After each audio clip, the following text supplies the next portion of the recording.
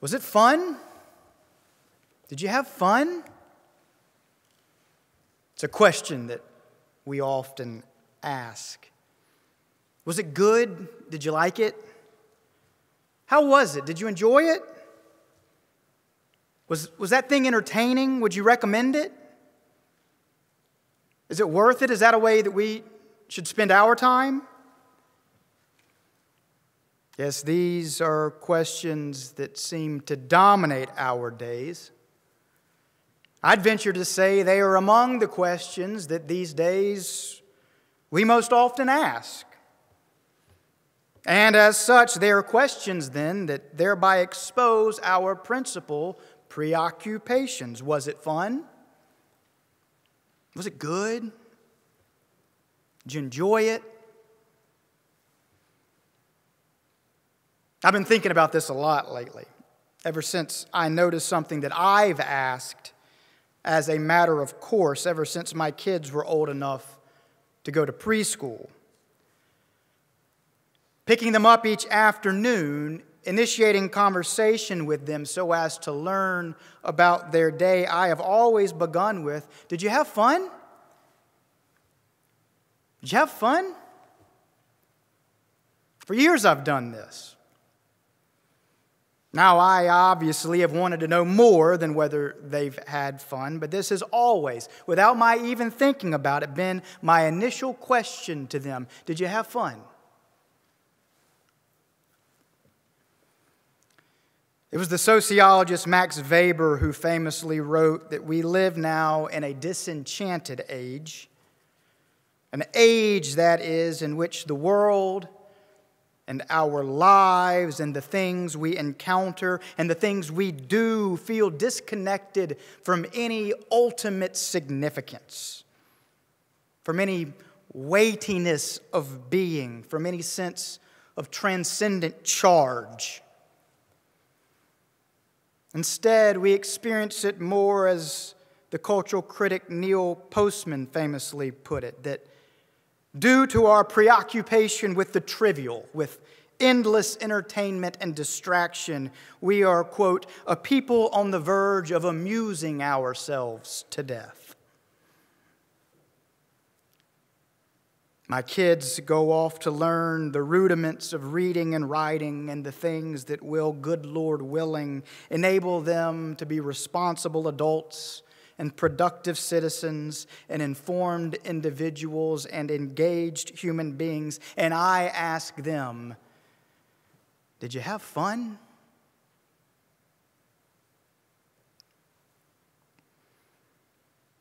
How weighty are your thoughts, O God, exclaims the psalmist. How vast is the sum of them. That was thousands and thousands of years ago that the psalmist reflected in wonder at the weightiness of the things that preoccupy Creator God. And all these years later, I can't think of a greater contrast between what the psalmist perceived about God then and what I perceive about so many of us as 21st century Christians. At least what I perceive about so many of us who are relatively comfortable 21st century Christians. Or at least what I perceive about myself. Yes, if the psalmist reflected then in wonder on how weighty are the thoughts of God, I lately find myself reflecting on how shallow and how trivial are the thoughts of humankind. Just the other day, while driving to church for work, NPR's Morning Edition, amid reporting on the conflict in Gaza, where the death toll is now 24,000 and where there appears to be no end of warring in sight, between this and reporting on a far-ranging legal case that is about to go before the Supreme Court that will have considerable far-reaching implications no matter what gets decided, amid this reporting, Morning Edition paused to spend several minutes talking about the 75th Primetime Emmy Awards. The Emmy Awards. I could go on all day with examples of this kind of thing, of course. with how we care more about whether our politicians wear lifts in their boots than we do with the substance of their policies, and where we care more about the latest new cooking show on Netflix than we do on whether the millions of people starving around the world will actually get something to eat, and where we treat phenomena like the Taylor Swift Eras Tour or the release of the new Drake album like they're the third Great Awakening. Did you have fun? Was it good? Did you like it? Yes, how weighty are your thoughts, O God, and how trivial, meanwhile, are our own.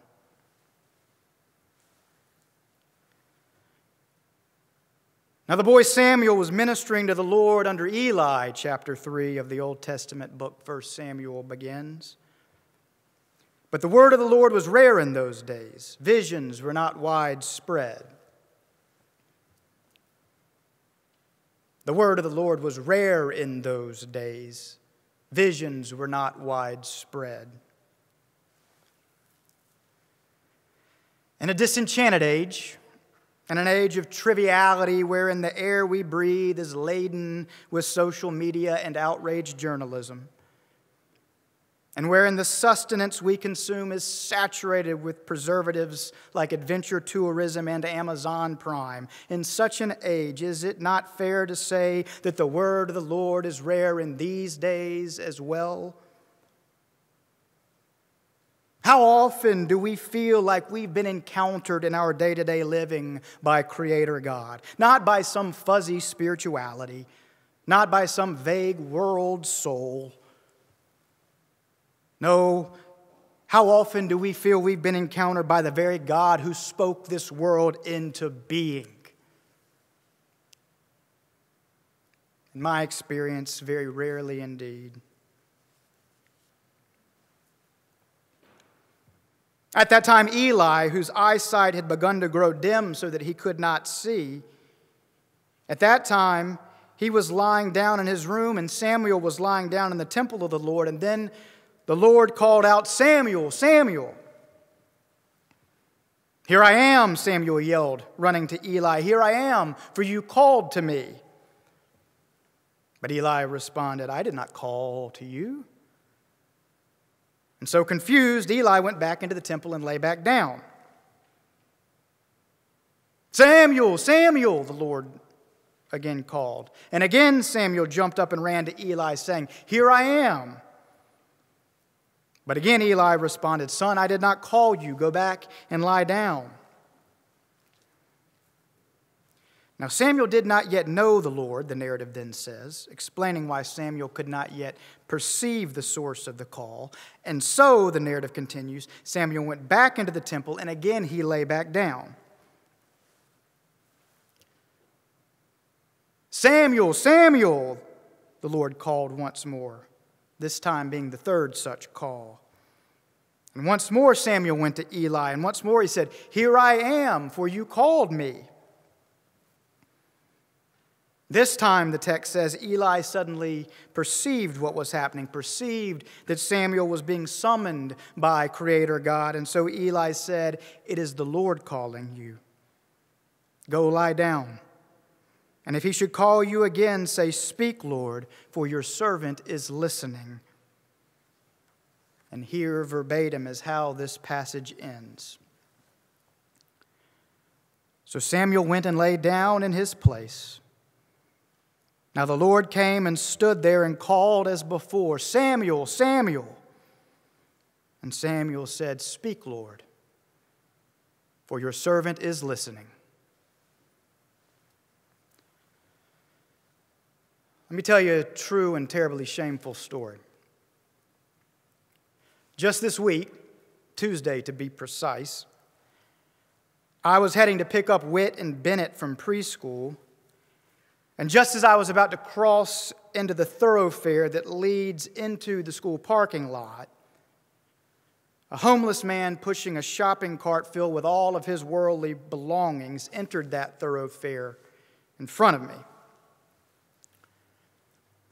Now, this was one of those busted down shopping carts, the ones with a faulty wheel or two, the ones that drag across the floor rather than roll, the ones that, for relatively comfortable people like us, are but an incredible nuisance along the way to our grocery shopping. Well, here was this man with his overly full, clearly faulty wheeled grocery cart, and here he was clearly in my way. And then to compound the inconvenience for me, he was clearly an older gentleman and was therefore moving at a slow, slightly hunched over pace. And thus, here I was having to wait for this man to push himself and his cart across the street so that I could continue on my way. This was a real irritation to me in the moment, to have to wait an extra 90 seconds or so to get to where I was going. And I was already late, so my irritation was only further magnified. And so, do you know what I did? And I swear this is all 100% true. I instinctively turned up the Conan O'Brien podcast I was listening to, in which Conan was interviewing Albert Brooks and Rob Reiner. And I thought to myself how glad I was to have something like this to entertain me while I waited for this man to move out of my way.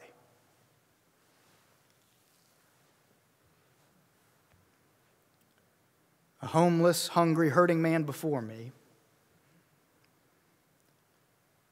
A cranked up podcast to help me cope with the inconvenience.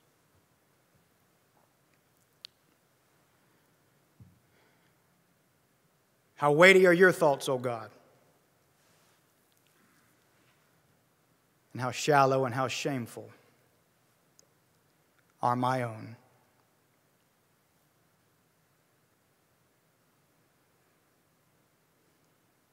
Yes, ours is a decadent society, an entertainment society, a self-absorbed, consumeristic society. This is not just subjective opinion, this is objective fact. Here's the full quote from critic Neil Postman that I referenced part of earlier. It's on your order of worship if you'd like to read along. Our politics, religion, news, athletics, education, and commerce have been transformed into congenial adjuncts of show business, largely without protest or even much notice. The result is that we are a people on the verge of amusing ourselves to death. He said that in 1985. As the kids these days might say, where's the lie? Here's why I bring this all up this morning. If it be true that our lives feel thinner and less charged with transcendent wonder than they once did, which it is, and if it be true that we respond to this aching absence by seeking out things to distract us and by looking for things to consume, which it also is, then if so, is it not possible that Creator God is indeed still speaking to us, is indeed still summoning us, but that we simply cannot hear God's voice because we are too busy amusing ourselves to death? Twice Samuel heard a call, and twice he confused the call as having come from Eli, and twice Eli failed to perceive what was really going on. But then, finally, on the third time Samuel heard the call, Eli perceived what was happening, that there in a time when the word of the Lord was rare, God was indeed speaking to Samuel. And so Eli said to the boy, "Should you hear the call again, simply say, 'Speak, Lord, for your servant is listening.'" And Samuel did.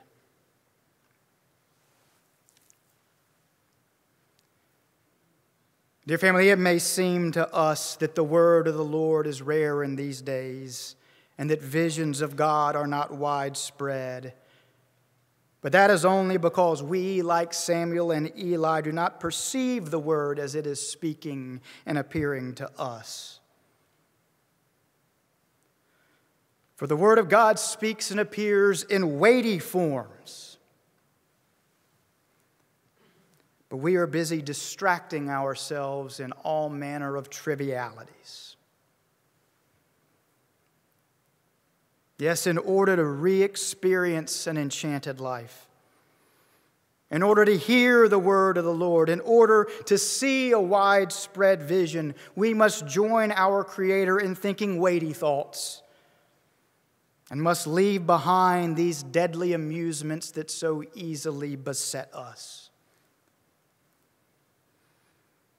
In a world where this very day 900 million people are starving, and 2 billion are homeless, and 2 billion are thirsty, and 28 million are subject to human trafficking, and 50 million are living in slavery. In such a world, these are the weighty things on the mind and the heart and the agenda of Creator God.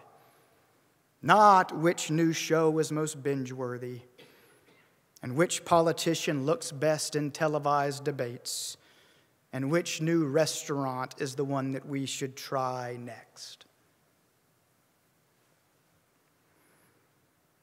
Yes, God is concerned with the question of what are we doing for the least of these, not with the question, did you have fun?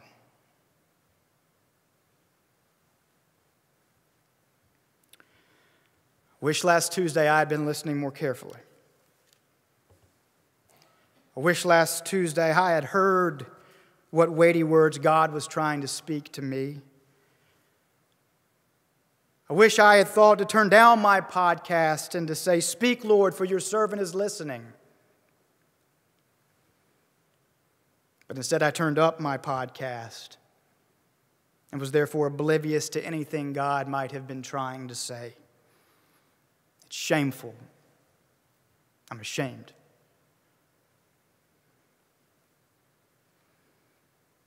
Yes, God is still speaking, dear family. The word of the Lord is not rare in these days. We only think it is. Would that we'd turn from our distractions and our amusements and attune ourselves to the weightier things of this world, and we'd begin to hear God's call more clearly, and we'd begin to live and move and have our being in a once more enchanted world. So speak, Lord, we pray, for your servants are listening. Yes, speak, Lord. Speak to us this day of your weighty, holy thoughts. And all God's people said,